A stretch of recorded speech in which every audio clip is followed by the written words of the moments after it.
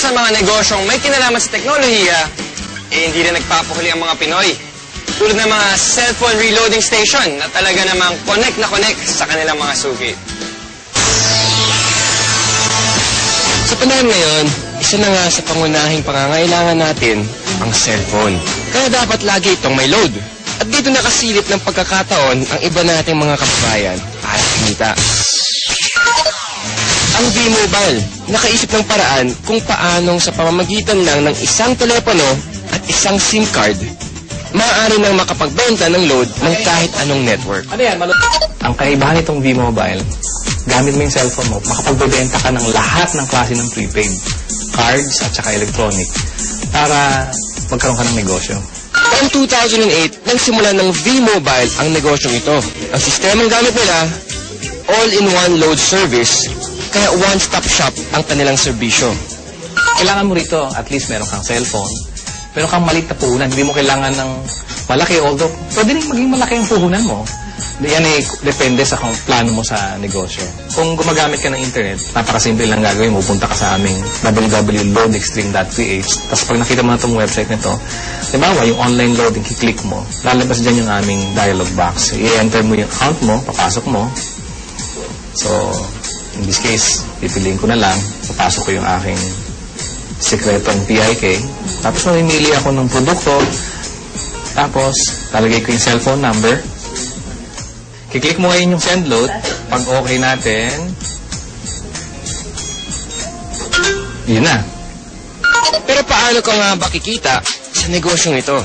Halimbawa, may magpapaload sa iyo ng 100 pesos. Ang babawas ng load wallet mo ay 90 pesos lang. Ibig sabihin, may 10 piso kang kita sa bawat 100 na i-reload mo sa iyong customer. Kung kumikita ka ng 100 pesos kada araw sa pagre-reload, sa loob ng isang buwan, may kita kang 3,000 piso. Anip, tulad ni Peewee, na nakatuwaan lang daw noong una ang reloading business. Kasi nabuhat kami, nung nag-start kami noon, magbabarkada lang kami. So every night magkakasama kami. Nakakatuwa. Nung 5 lang kami nagsimula. 5 members na kami. Kapatid ko, mga barkada ko. Tapos may nagulat ako, yung 5 tao nagsimula niya. Ngayon, ano na kami? Almost 100,000. So actually, nagdagpas na 100,000 members.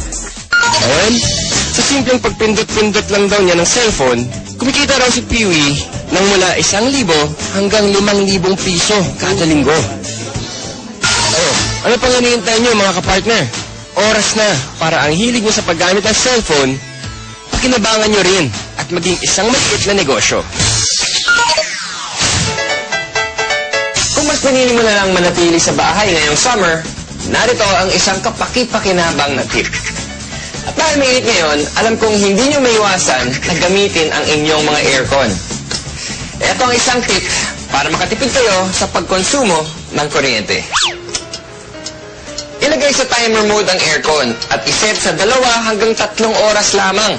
Pagkatapos nito, buksan ang ventilador para mapanatili ang lamig ng kwarto. Ma-enjoy mo na ang lamig, makakatipid ka pa. O diba? Pwede naman eh. Kaya mga kapartner, tandaan, dapat maging wais all the time.